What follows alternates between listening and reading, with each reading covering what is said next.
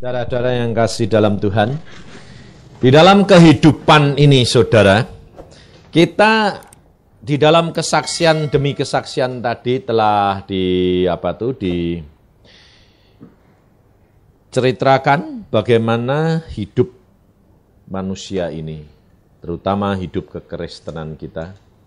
Dan masalah ini tidak dapat saudara hindari. Artinya saudara mengatakan bahwa wah kalau bisa itu mbok Tuhan itu nyatakan kehendaknya itu enggak milih-milih gitu loh. Kan lebih enak, betul tak? Kalau milih-milih itu kan lalu bingung kerap kali. Nah, sebetulnya Tuhan itu sudah menetapkan langkah-langkah kita. Kita tadi kan memuji nama Tuhan. Tuhan menetapkan langkah-langkah orang yang hidupnya berkenan. Nah, kalau hidup saudara ini berkenan di hadapan Tuhan, Tuhan yang menetapkan. Nah, kalau tidak berkenan, yang netepin siapa? Loh kok iblis? Ya aku. Tadi kesaksian Yoni tadi, saya turut menetapkan. Loh betul enggak? Sebetulnya Tuhan itu sudah memberikan wewenang kepada saudara dan saya. Saudara mau menetapkan langkahnya sendiri atau mau Tuhan yang netepin? Terserah. Nah, saya yakin setiap anak Tuhan di sini pasti kepengennya Tuhan, betul enggak? Nah, tetapi kalau untuk Tuhan, engkau harus melakukan firman. Nah, untuk melakukan firman ini harus baca. Lah, enggak mau dilakukan apa kalau enggak tahu baca? Enggak tahu firmannya apa. Nah, untuk membaca tidak boleh dipilihin, baca semua. Wong firmannya ini seluruh Alkitab. Maka dari itu kalau saudara itu mau melakukan firman, saudara harus baca. Dan setiap manusia di dalam dunia ini, semua diberikan jalan keluar. Pemilihan, sak sukamu. Sebab Allah sudah memberikan kepada Adam pada waktu dia dibentuk. Adam, tetapkan, perintah, usahakan dunia ini. Jadi itu sudah diberikan kepada Adam. Dan sekarang menjadi bagian kita karena kita ini turunan Adam. Maka dari itu saudara, pada pagi hari ini kita mempelajari akan firman Tuhan ini, bahwa pilihan tetap diberikan kepada saudara dan saya. Jadi kalau engkau salah pilih, jangan nyalain Tuhan. Karena saudara sudah salah memilih. Tetapi jikalau engkau benar-benar menyerahkan kepada Tuhan, pasti tidak pernah salah pilih. Tetapi pilihan Tuhan belum tentu enak buat dagingmu, buat hatimu, buat pikiranmu, buat matamu. Itu belum tentu enak. Karena yang enak itu belum tentu dari Tuhan. Tetapi kerap kali kita merasanya bilang, aneh ya, saya kesini kok kebentur-bentur terus. Apa Tuhan tidak kehendaki ya? Loh. Bisa. Tetapi yang penting itu motivasi hati. Kerinduan hati, itu yang pokok. Maka dari itu kita belajar pada siang hari ini, supaya kita itu tahu bahwa Tuhan sebetulnya merencanakan yang terbaik buat kita, tapi tergantung daripada pribadi kita. Makanya ada orang Kristen yang susah. Loh, ternyata orang Kristen ini senang semua enggak? Enggak toh? Banyak yang susah daripada yang senang. Kenapa? Karena memilih jalannya sendiri, bukan jalannya Tuhan. Kalau memilih jalan Tuhan, ada waktu yang harus dibayar. Setelah waktu dibayar, nurut terus, mesti senang terus. Sebab masalah demi masalah dapat diatasi. Tidak mungkin tidak diatasi. Karena Allah itu maha kuasa, sanggup lakukan segala perkara. perkara. Nah, maka dari itu coba kita lihat di dalam Kejadian pasal yang ke-13.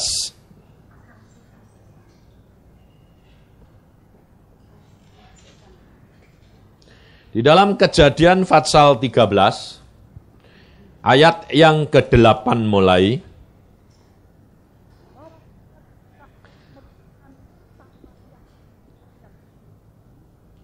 Kitab Kejadian pasal 13 mulai ayat 8. Demikian firman Tuhan. Maka berkatalah Abraham kepada Lot, janganlah kiranya ada perkelahian antara aku dan engkau, dan antara para gembalaku dan para gembalamu. Sebab kita ini kerabat. Bukankah seluruh negeri ini terbuka untuk engkau? Baiklah pisahkan dirimu daripadaku.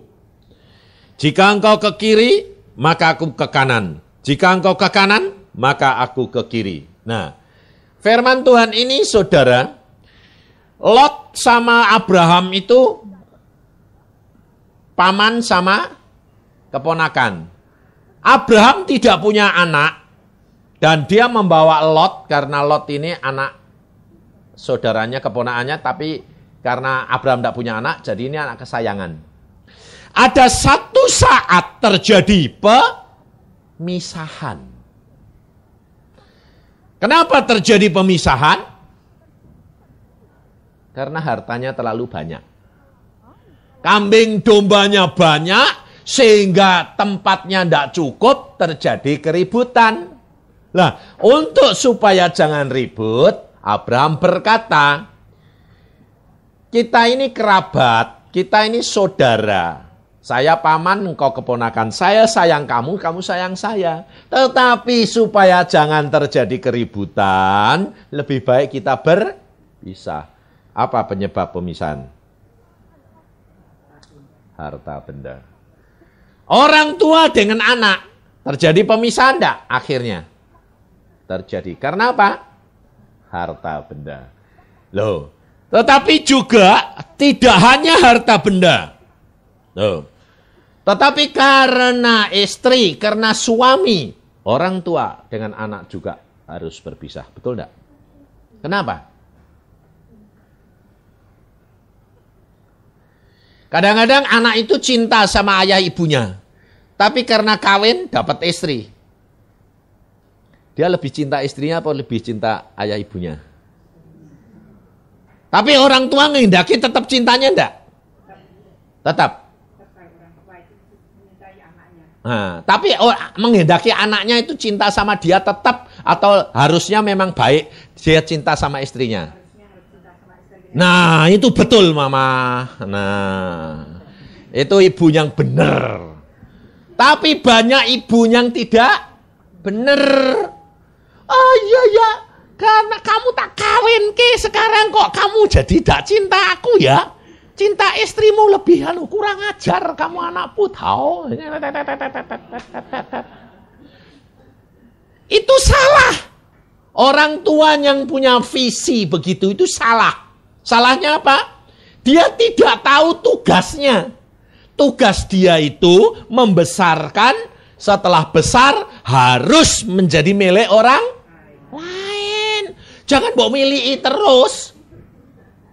Lah akhirnya kalau dimiliki terus, anaknya ini hidup bahagia atau malah kocar-kacir hidup rumah tangganya? Kocar-kacir. Kenapa? Karena salah orang tua. Alkitab sudah mengajar kepada kita punya tugas membesarkan anak. Anak setelah besar, dia bertanggung jawab untuk keluarganya sendiri. Dan jangan kita ikut-ikut. Kita lihat, kita doakan, kita sayangi. Kalau kurang, tambahi. Kalau lebih, jangan diminta. Loh, karena kasih itu memberi.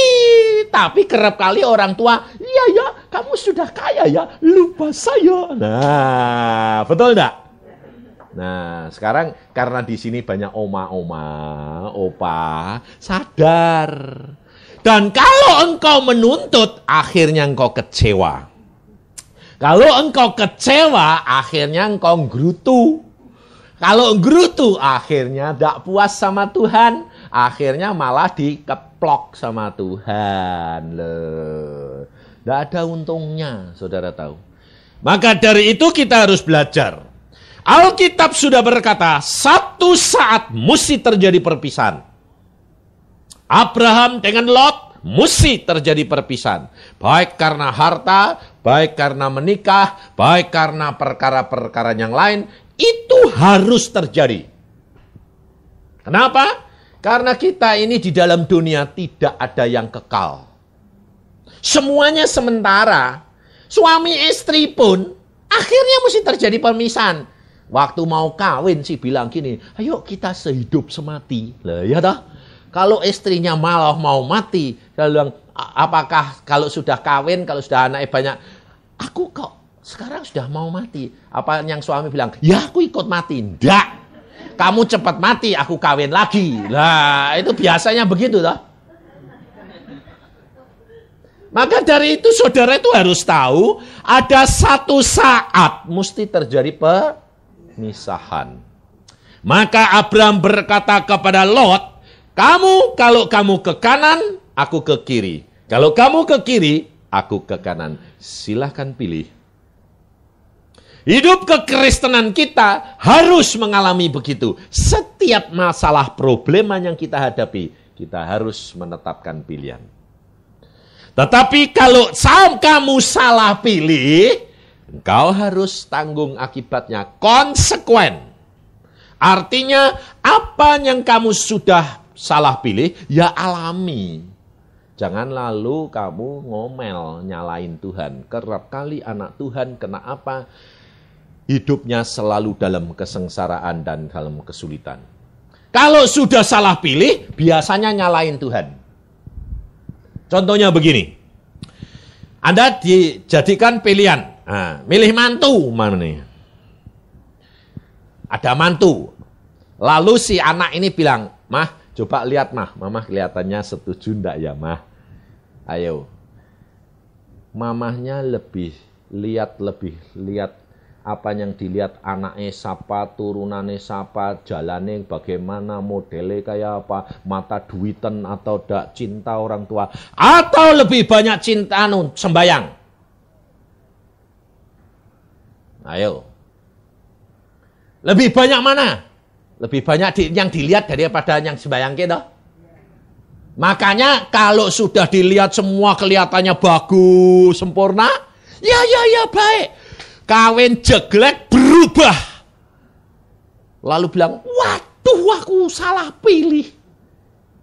Kok galak kayak gitu? Nggak cinta orang tua, nggak aturan lagi. Nah, lalu kalau sudah begitu bilang apa? Nyalain Tuhan. Tuhan aku dulu tuh sudah sembayang loh. Meskipun sembayangnya cuma sekali. Betul enggak? Sudah sembayang, kok salah? Loh. Maka dari itu, kita itu harus belajar Alkitab. Kalau saya, karena sudah mengenal Alkitab, saya selalu sama istri saya bilang, lah, tidak usah kita lihat manusiawinya. Anaknya siapa, turunannya siapa, modelnya kayak apa, masa bodoh. Kita sembayang sampai Yesus jawab. Kalau Yesus sudah jawab, itu oke. Saya tidak mau lihat apapun juga, saya bilang oke. Sebab ini saya alami sendiri, saudara. Saya sampai mau menetapkan tanggal tekan surat kawin anak saya perempuan. Saya belum kenal namanya calon besan. Sampai di Semarang itu saya khotbah, kurang 2 bulan itu saudara istri saya sudah tahu. Wah, kamu mau besanan sama teman saya ya? Saya bilang ditanya gitu. Saya bilang, temanmu siapa? Loh, lah besanmu namanya siapa? Nggak tahu. Kamu ini kurang 2 bulan mau besanan, besanmu namanya siapa? Nggak tahu. Nggak. Lah kok aneh? Nggak aneh. Kenapa? Saya berdoa, Yesus berkata, itu jodoh anakmu. Yang kamu tahu siapa? Yang saya tahu cuma nama calon mantu saya. Bapaknya, anaknya, bapaknya, siapa namanya, siapa, ndak tahu. Rumahnya mana? Ya ndak tahu. Walah kok aneh. Lah apa ndak kamu ngambil kucing di dalam karung? Kucing di dalam karung, Allahku tahu kucing itu baik. Jadi aku tidak mau tahu. Betul enggak? Sebab apa? Sebab Allah tahu apa yang tidak kelihatan oleh mata manusia. Saudara tahu? Maka jadi orang Kristen, saudara ini harus belajar Alkitab. Karena apa? Apa yang dilakukan dan dialami oleh Lot di dalam ayat yang ke-10. Lalu Lot memelayangkan pandangnya dan dilihatnya lah bahwa seluruh lembah Yordan banyak airnya seperti taman Tuhan, seperti tanah Mesir sampai ke Zoar. Loh. Lot disuruh milih, dia tidak berdoa, tetapi dia make akalnya. Wah, lembah itu bagus, airnya banyak, seperti taman Tuhan. Seperti taman Tuhan dan seperti tanah Mesir yang makmur luar biasa. Dan Lot berkata, aku pilih yang itu. Dan pada waktu dia pergi ke Sodom dan Gomora, dia lihat memang semuanya indah. Tetapi dia hanya menikmati sementara. Satu saat Tuhan berkata, aku akan musnahkan Sodom dan Gomora. Lot harus meninggalkan harta bendanya dan semua miliknya. Dan dia harus melarikan diri seorang yang dengan pakaian yang dibawa saja. Apa yang dialami oleh Lot, saudara? Lot ini orang benar atau tidak? Orang tidak benar. Saya bacakan. Ayo lihat baca di dalam suratnya Rasul Petrus.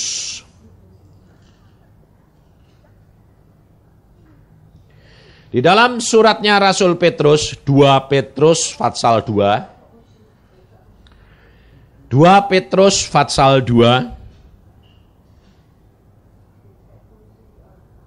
ayat 7. 2 Petrus 2 ayat 7. Tetapi ia menyelamatkan Lot. Perhatikan, orang yang benar. Loh, Lot ini orang benar enggak? Hah? Benar. Nah, saudara ini orang benar enggak? Benar. Ya toh?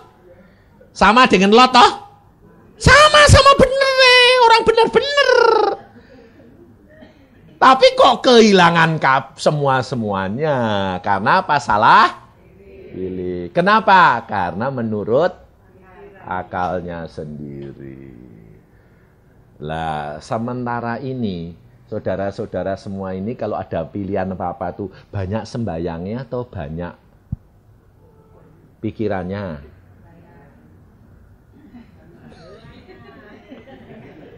Hah? Banyak pikirannya. Iya, pantesan susah terus. Betul tak? Lah iya, makanya itu. Makanya tadinya apa itu kesaksian Ibu Neneng bilang apa? Sembayang.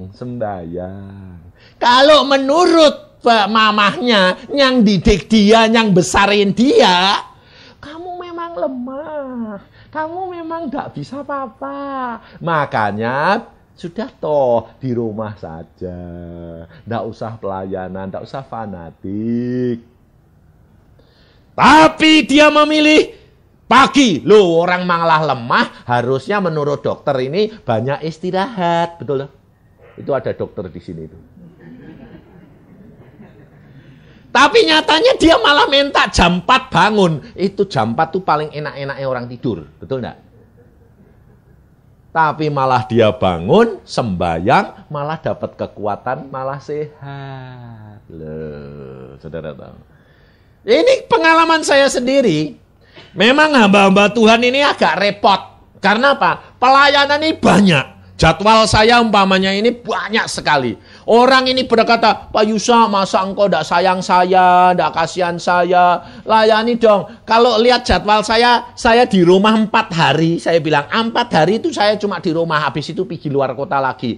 Ya 4 hari kan cukup Pak Yusa. Saya cuma sehari, yang satu sehari. Lah saya bilang, istri saya dapat berapa hari? Dikirakan itu kalau saya sudah pergi gini kan, saya sehari 2 kali banyak berdoa bersembayang. Waktu tidur saya kurang enggak? Kurang. Jadi kalau saya pulang pas bebas itu saya seharian tuh tidur. Besok baru saya seluruhnya untuk istri dan anak-anak, ngurusi rumah tangga. Tapi sudah minta pelayanan lagi. Makanya kalau saya kurang dari 4 hari di rumah, istri saya ngomel. Istri saya bilang, kamu tuh harus bikin minimal 4 hari di rumah istirahat. Sebabnya apa? Sehari istirahat tidur, hari kedua baru buat saya, anak-anak. Hari ketiga siap lagi untuk berangkat. Loh, saudara tahu.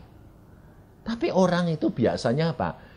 Melihat kebutuhannya sendiri, tidak melihat kebutuhannya orang lain. Untungnya apa? Saya itu banyak sembahyang, untungnya. Makanya saya orangnya tidak peduli. Kalau Tuhan bilang, diam, tidak tak layani, tidak.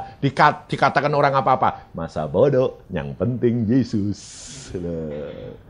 Dan hidup ini enak. Karena apa? Terpelihara. Tidak. Dalam keadaan apapun kita sanggup mengatasi. Karena kita mendahulukan Yesus, apa yang dialami oleh Abraham, coba kita perhatikan. Di dalam ayat yang ke-11, sebab itu Lot memilih baginya seluruh lembah Yordan. Lalu ia berangkat ke sebelah timur dan mereka berpisah. Tetapi Abraham menetap di tanah Kanaan. Tetapi Lot menetap di kota-kota lembah Yordan dan berkemah di dekat Sodom. Adapun orang Sodom sangat jahat dan berdosa terhadap Tuhan. Setelah Lot berpisah daripada Abraham, nah perhatikan di sini. Setelah Lot berpisah daripada Abraham, jadi saudara perhatikan, pada waktu Abraham berbincang-bincang dengan Lot, Allah diem. Di sini saudara harus perhatikan, pada waktu engkau dihadapkan kepada pemilihan, Allah tidak turut ambil bagian. Allah diem. Sebab apa? Sebab Allah memberikan wewenang kepada saudara dan saya memilih menetapkan pilihanmu. Apakah engkau menurut Yesus, firman, atau engkau mengalahkan Yesus? Engkau mendahulukan dia atau engkau mengalahkan dia? Engkau masih melekat kepada dunia ini atau engkau menyangkal ke dirimu terhadap dunia ini? Di dalam saat seperti itu, saudara dan saya masuk di dalam ujian. Kalau saudara di dalam ujian, gurunya turut bantu enggak? Enggak, kalau gurunya bantu itu berarti apa? Berarti tidak ujian, itu namanya ya apa? Latihan. Tapi ini saudara masuk ujian. Kalau saudara masuk ujian, itu berarti guru ini tidak ikut apa-apa. Nah, maka dari itu di dalam pemilihan menetapkan langkah saudara masuk ujian. Maka dari itu, jikalau hatimu melekat kepada Yesus, pasti engkau mendahulukan Yesus. Tapi kalau engkau kurang membaca firman Tuhan dan kurang berdoa, pasti engkau memilih menurut akal. Sebab apa? Sebab Roh Kudus ini kurang besar di dalam hatimu. Nyalanya pelita Tuhan ini dalam hatimu ini kurang besar. Sehingga kamu rasanya gelap. Remeng-remeng.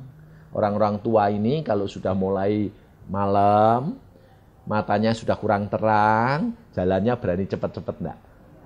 Ngeraba-ngeraba. Nah, kalau ngeraba-ngeraba, lalu pilih yang mana? Yang penting yang sip. Ambil pegangan yang kuat. Dahlah ngenteni sedelok, ndak apa-apa. Ngotek ana wong wae. Daripada engko kejeglok peot. Ini loh saudara. Kita dibiarkan oleh Tuhan. Setelah terjadi pemilihan, baru setelah Lot memilih, Allah datang kepada Abraham. Perhatiin. Setelah Lot, ayat 14, berpisah daripada Abraham, berfirmanlah Tuhan kepada Abraham, pandanglah sekelilingmu dan lihatlah dari tempat engkau berdiri itu ke sebelah timur dan barat, utara dan selatan.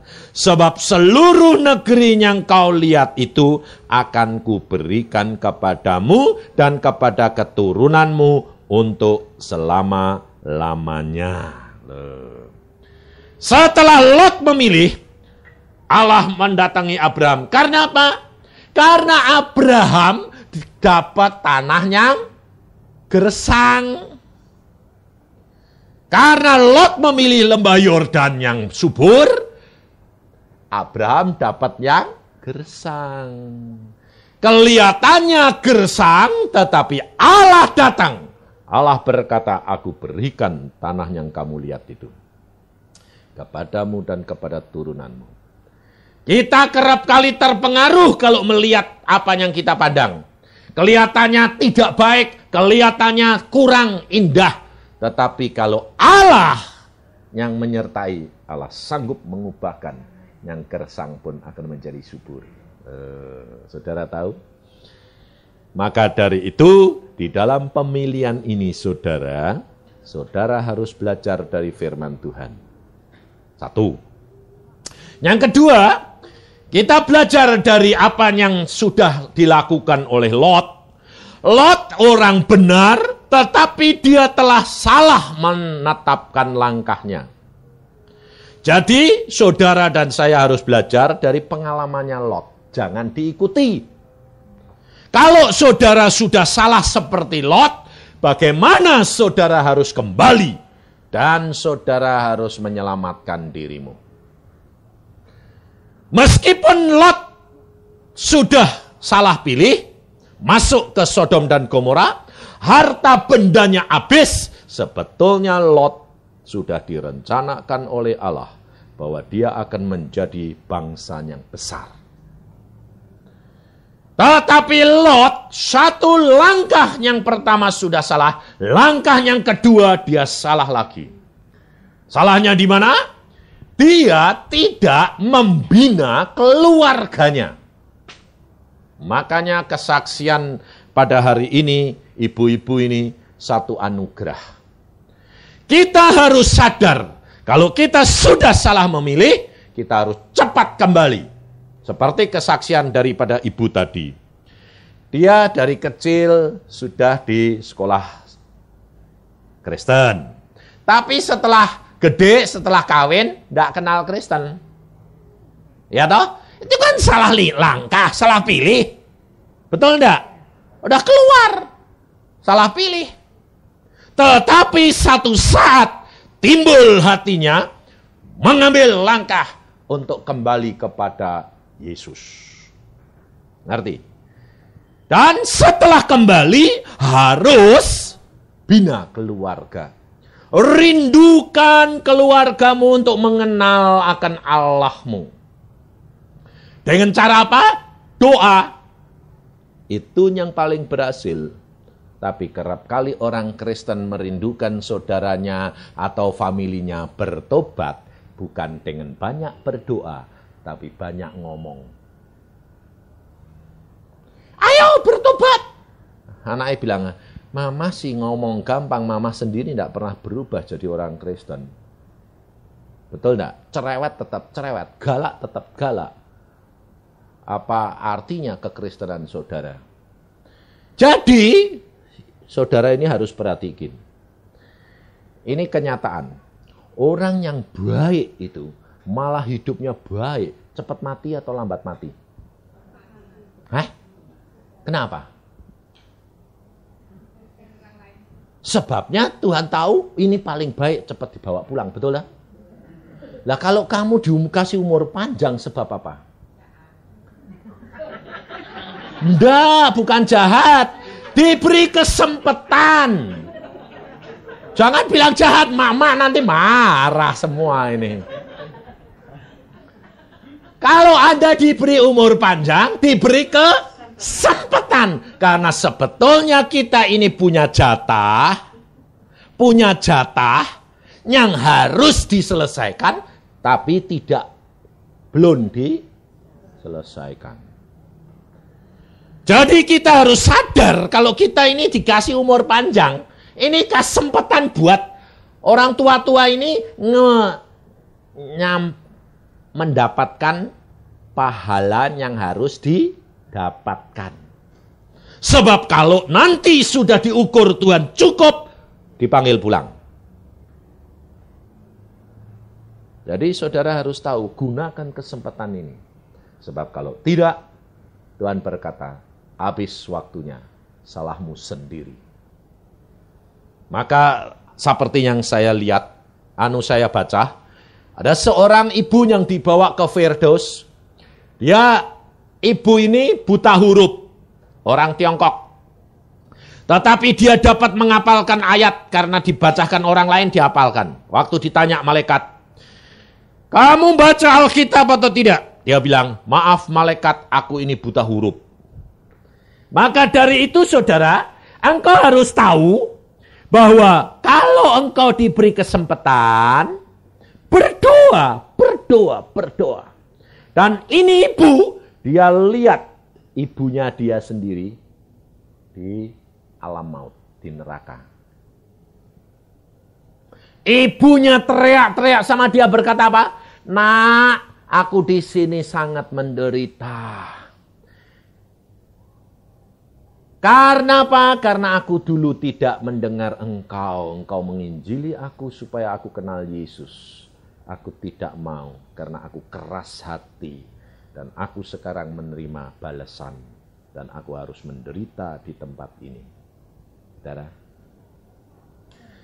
Jadi jikalau ibu-ibu, bapak-bapak di sini, engkau punya tugas. Tugas untuk siapa? Keluargamu yang penting. Yesus berkata, satu orang diselamatkan, seluruh isi keluarga diselamatkan. Dengan cara bagaimana? Doa. Banyak berdoa, banyak membaca Alkitab. Maka sifat dan perangaimu akan diubahkan oleh Yesus. Orang lain akan melihat. Anak-anakmu akan percaya. Karena apa? Melihat orang tuanya diubahkan Yesus. Saudara tahu? Jangan menuntut orang lain. Yesus berkata, biji gandum kalau tidak mati, tidak akan dapat jadi buah banyak. Jikalau saudara dan saya merupakan biji gandum yang tidak mati, akunya ini mati, kau tidak akan berbuah. Tidak akan dapat membawa jiwa. Bagaimana taunya kalau akunya ini mati? Kalau kesinggung masih sakit enggak? Masih dendam enggak? Hah? Wah, sebagai manusia memang kadang-kadang ada. Nah, tapi harus dihilangi enggak? Nah, itu tandanya sudah mati apa belum? Belum. Kalau mati, orang mati itu juga jiwit-jiwit dipukuli. Bangun enggak? Ngomel enggak? Nah, jadi kalau kita ini sudah benar-benar mati, seperti Yesus. Diludahi, diem. Dimaki, diem. Itu sudah mati. Tapi kalau masih belum mati, mungkin mau mati. Nah, orang yang setengah mati itu masih teriak-teriak ada? Masih belum mati yo. Lah, kita ini berjuang, berusaha untuk jadi mati. Tapi ternyata saudara ini takut mati. Lah ya piye? Karena apa? Karena masih seneng akan dagingnya. Ngerti enggak? Maka kita ini harus belajar terus. Belajar terus. Kita lihat, kalau ada orang lain yang bikin sakit hati kepada kita, kita bisa lihat diri kita sendiri. Aku ini sudah mati apa belum? Jangan lalu ngakimi dia. Wah, orang itu loh jahatnya luar biasa. Aku sudah tua kok malah dibuat mainan. Loh itu malah dia malah ngomong sama kita, kita bisa meriksa. Oh, aku kok masih sakit ya? Aku belum mati nih. Belum mati. Pantesan Tuhan biarkan dia itu sakit, bikin sakit hati saya karena ternyata aku ini belum mati. Tapi kalau sudah mati, caranya bagaimana? Bisa mengerti. Kalau kamu disakiti hati orang, kamu tanya, mengapa dia nyakiti hati? Pasti dia ini salah terima. Tidak apa-apa, mestinya dia salah ngerti. Salah ngerti kok. Mesti aku ini yang menyebabkan dia salah ngerti. Nah, kita bisa mengerti karena di dalam kita, Paulus bilang apa? Hidupku bukan aku lagi, tapi Kristus yang hidup di dalam saya. Ini hidup kekristenan. Apa yang sudah dialami oleh Lot, orang benar, dia tidak membina keluarganya. Sehingga akhirnya hidup Lot penuh dengan kemewahan dan tidak diajar anak-anak dan istrinya mengenal akan Allah yang benar. Sehingga pada waktu tanah Sodom dan Gomora dibasmi, istrinya Lot jadi tiang garam. Kenapa? Noleh ke belakang. Karena apa? Kepengin tahu harta bendaku jadinya kayak apa. Jadi tiang garam. Sehingga Lot pada waktu sampai ke kota kecil Zoar, tinggal siapa? Lot sama 2 anaknya. Padahal di sini dikatakan Lot orang benar. Istrinya dikeluarkan dari tanah Sodom dan Gomora. Sudah keluar belum? Sebetulnya sudah selamat belum? Sudah. Ya toh? Kan sudah diajak lari. Sudah selamat toh? Keluar dari tanah kutuk toh? Tapi kenapa di tengah jalan dia jadi tiang garam? Karena hatinya masih melekat sama hartanya. Saudara sudah keluar dari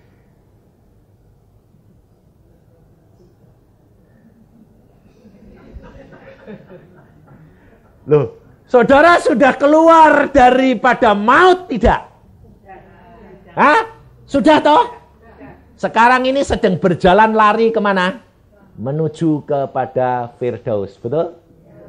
Kalau menoleh ke belakang, jadi tiang garam. Lalu ketinggalan enggak? Hah? Iya, selamat enggak? Padahal sudah menuju kepada kamu semuanya sudah menuju kepada keselamatan.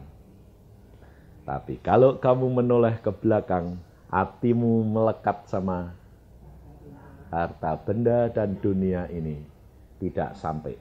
Hati-hati. Makanya jangan enak-enak. Yang penting kan selamat. Percaya Yesus masuk surga. Kok enak? Memang bisa keluar. Tapi di tengah jalan belum tentu sampai. Jadi tiang garam seperti istrinya Lot. Maka dari itu Yesus sudah berkata, barang siapa cinta nyawanya, dia akan kehilangan nyawa. Jangan sayang nyawamu untuk apa? Untuk tambah lama dikikis biar mati di dalam Yesus, tapi Yesus yang hidup di dalam kamu. Maka kalau Yesus di dalam kita dan kita menyenangkan hatinya Yesus, Seorang ayah, seorang ibu yang anaknya itu menyenangkan hatinya, apa saja yang ibunya punya dikasihkan enggak? Tahu. Nah, jadi ibu-ibu ini kan sudah pengalaman sama anaknya sama cucu-cucu. Ya dah? Mau enggak nyenengkan hatinya Yesus? Mau. Tapi belum mampu. Sedang berusaha, tante ini bilang, saya berusaha, amin. Nah, jadi nanti harus meraih apa pahala yang Yesus sudah sediakan bagi kita. Lot, dia orang benar, tetapi dia tidak mendidik istrinya dan anak-anaknya. Maka kehidupan Lot berantakan luar biasa. Lot hidup penuh penderitaan. Padahal dia orang benar. Perhatiin, Lot pada waktu dia lari, dia sendiri lari, dia tidak tahu istrinya dari tiang garam. Setelah sampai di tempat, dia lihat istrinya hilang, jadi tiang garam. Lalu dia lari dengan dua anaknya melanjutkan ke pegunungan. Dan apa terjadi? Anaknya memberi Lot ayahnya minum anggur sampai mabuk. Habis itu anaknya dua-dua tidur dengan ayahnya sampai dua-dua punya anak ayahnya. Bayangin. Pada waktu Lot sadar kalau anaknya dua-dua ngandung dan karena dia penderitaan seorang ayah bagaimana? Ternyata anak yang dikandung oleh anaknya itu anaknya, lalu susunan keluarganya ini biye. Itu cucu atau anak? Hah? Anak ya, cucu ya. Hah? Dan bagaimana perasaan seorang ayah melihat itu seumur hidup Lot? Berantakan enggak? Anaknya perempuan 2 pasti berantakan. Enggak bakal bisa kawin lagi toh. Karena sudah dua-dua mengandung. Bagaimana perasaan seorang ayah melihat itu? Dikandung saja 9 bulan. Setelah itu selama anak itu tumbuh, Lot selalu disalahkan enggak? Melihat setiap kali lihat anaknya sama cucunya ini, Lot selalu kayak hatinya ditusuk-tusuk enggak? Kamu berdosa, ayah murtad, ayah kurang ajar, ayah enggak tanggung jawab. Betul enggak? Hidup seumur hidup Lot menderita. Padahal Lot orang Maka dari itu saudara harus belajar dari firman Tuhan. Sebab firman Tuhan ini satu-satunya buku yang belak-belakan.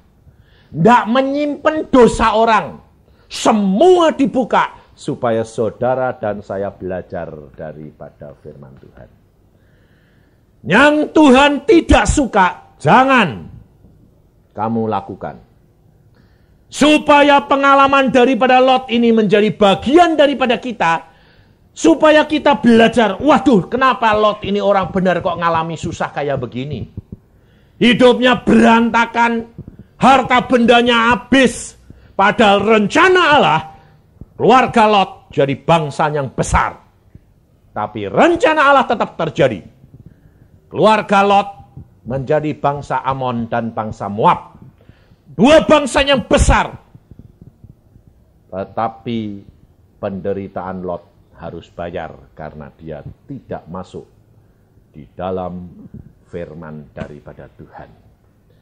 Kalau saudara dan saya menjadi orang Kristen tidak banyak baca Alkitab, tidak belajar dari firman Tuhan, saudara akan sama dengan Lot. Selalu salah pilih, kalau sudah keluarganya berantakan. Berapa banyak hamba Tuhan keluarganya berantakan? Berapa banyak orang Kristen yang bapaknya baik, anaknya malah tidak karu-karuan. Kenapa? Karena tidak mendidik anak-anaknya dan tidak mendoakan anak-anaknya tiap hari. Saudara tahu? Kita harus berdoa.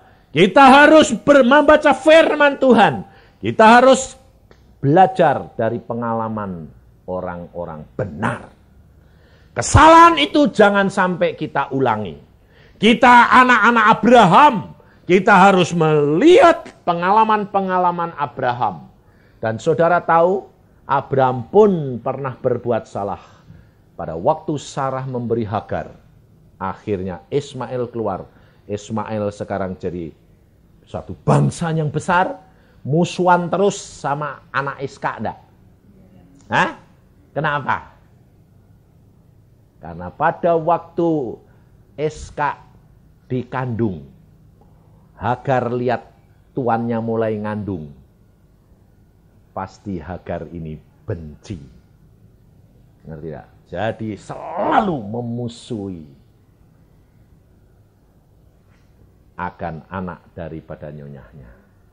Dan akibatnya Israel selalu harus dimusuhi orang Arab. Saudara tahu? Maka dari itu, kalau kita melakukan firman Tuhan, ada kasih daripada Yesus, ada kemurahan, lemah lembut, rendah hati, maka keluargamu pun akan diberkati Tuhan dengan luar biasa. Semua membawa kedamaian, semua membawa kesukacitaan. Maka dari itu jangan salah pilih dan belajar.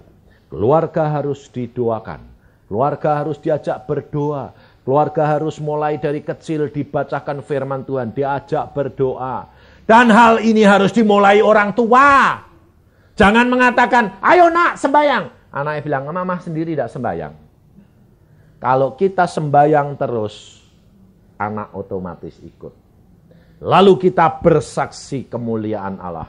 Lalu anak mengalami, Allah akan cari Yesus dengan sendirinya. Saya tidak pernah susah dengan anak-anak saya. Kenapa?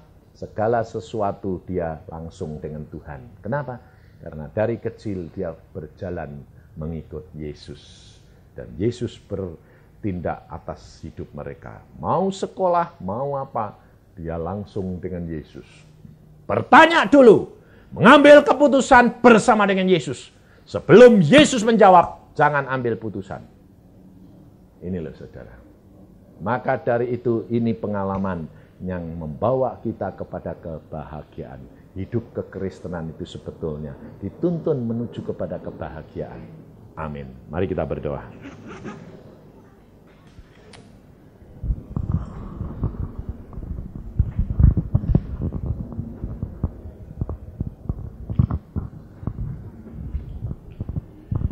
Tuhan, firman-Mu sudah hamba sampaikan. Anak-anak-Mu sudah mendengar semuanya. Dan terima kasih akan pelajaran yang Kau berikan kepada kami. Bahwa setiap kali kami harus menghadapi pemilihan.